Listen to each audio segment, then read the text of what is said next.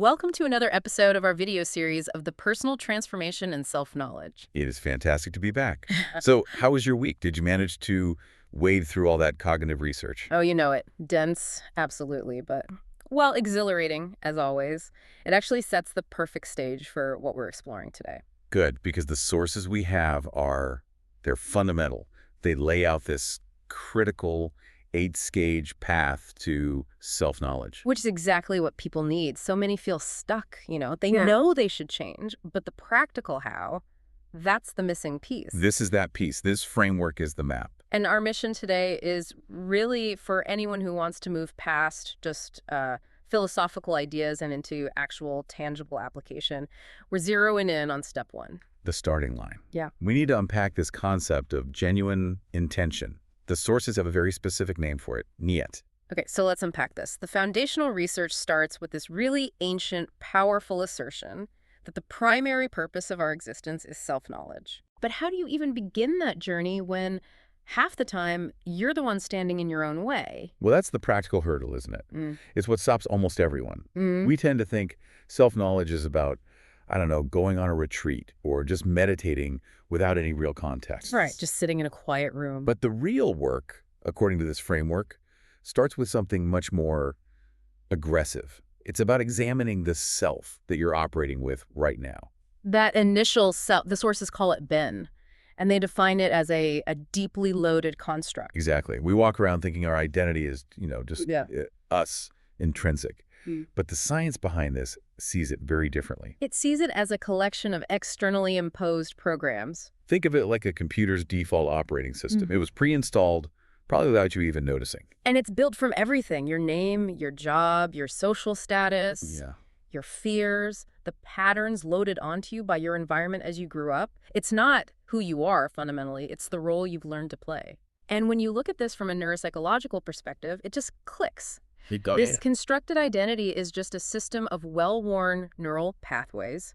They're efficient, but they're your default settings. And real growth, what they call gelatium. Yeah. It's the process of realizing that this initial automated definition is often just wrong, or at least incredibly limiting. The critical moment is when you realize you're playing a role that someone else, or just sheer habit, assigned to you. Yes, and most people only experience that passively. Life forces them into a corner, and they have to adapt. But that's not what we're talking about here. This is about being active. This is where it gets interesting. The real journey only starts when you choose to manage the process. You move from being a passive recipient of all that programming to becoming the deliberate architect of your own character. It's a choice. And that choice is the real adventure. It's a conscious decision to move toward the goal, which is, and I love this phrase, to birth a better, more developed self. You're actively revising who you are, moving away from just reacting and toward consciously creating.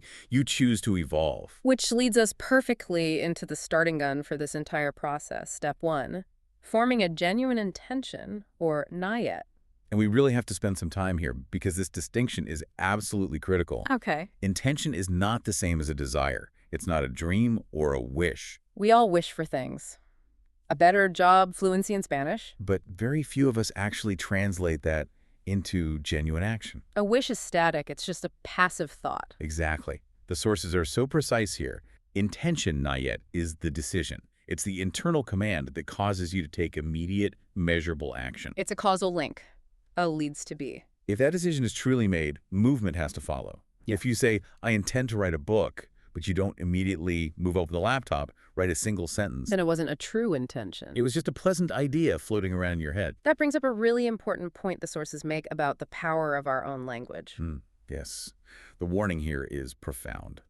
When we carelessly label every little whim an intention, what are we actually doing? We're diluting the power of the word. We're diluting the internal command itself. We're sending our brain a false signal. So if you say, I intend to go to the gym every single morning, but you stay in bed, You're weakening your own capacity for commitment. You're training your mind to treat the word intention as if it means optional dream. It's a misuse of your own vocabulary. So for you listening right now, there's a practical tool here, the action test. It's immediate. If you claim you have an intention, the proof has to be in the movement. If someone asks you why you're waking up at 5 a.m. to study, You should be able to instantly explain the purpose behind that action. And if you claim an intention, but you're just static, waiting for motivation to strike. The lack of movement proves the claim is false. It's a powerful and frankly unforgiving self-diagnostic. If there's movement, there's niet. No movement. It's a fantasy.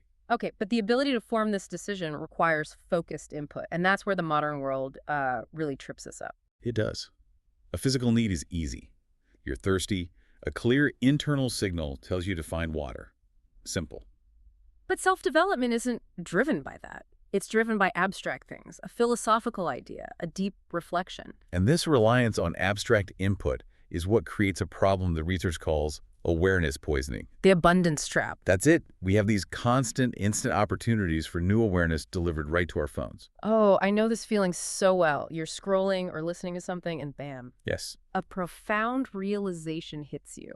A genuine insight into your own behavior. You think, wow, I have to completely change how I handle conflict. But then, 5 minutes later, another profound realization hits you. No, wait, I need to radically change my morning routine. We are just flooded. The sources say we can run into 8 to 10 of these a day. And we get addicted to the little dopamine hit of the insight itself. So we're intellectually rich, but completely paralyzed. Perpetually moving to the next interesting piece of awareness without ever executing the last one. And so the awareness never gets a chance to mature into that hard, decisive commitment, into niet. And this failure to move from realization to commitment is, well, it's dangerous. The consequence is summarized so powerfully by a concept from the Gestalt school. Awareness that doesn't lead to action is regret. I mean, that statement should really land heavily. If you know you need to change something but you refuse to make the decision, you're just actively manufacturing future pain for yourself. You can't unknow it once it's hit you. That's the warning. So what's the solution? The only way to prevent that regret is to slow down the input. You have to allow one piece of awareness the time and space to mature into a real intention, which then compels action and effort. We have to be as intentional about our mental inputs as we are about our food. Exactly. We monitor what we eat, but we have to be just as strict about what we let into our minds. When a profound insight hits you, you have to stop. Give it the time it deserves. Journal about it, reflect on it, make a decision about it. That's the only way to convert that temporary aha moment into the committed decision. The true niet that ensures action follows. So to synthesize this foundational step for everyone, it all starts with intention. And it ends there too. If you feel that pull to transform something about yourself, the first and only prerequisite is forming a true intention, a decision that translates immediately into measurable movement. Intention is the name of the decision that compels a person to action. Anything else? You should call it by another name. A dream, a wish, a fleeting thought. If you do not move, you have not intended. Period. And since we've only covered the decision to start moving, let's leave you with a provocative thought to chew on. Okay. We all know that initial burst of excitement from a new decision. It fades quickly. So if step 1 is the firm decision to act, what's needed for step 2? What internal resources or conditions have to be there right after the intention is set to make sure the momentum doesn't just vanish? Exactly. What keeps you going when the novelty wears off? That question takes us right into the sustaining mechanism of transformation. We'll explore that next time. For now, audit your life. Look at your proclaimed intentions. And see which ones actually pass the action test.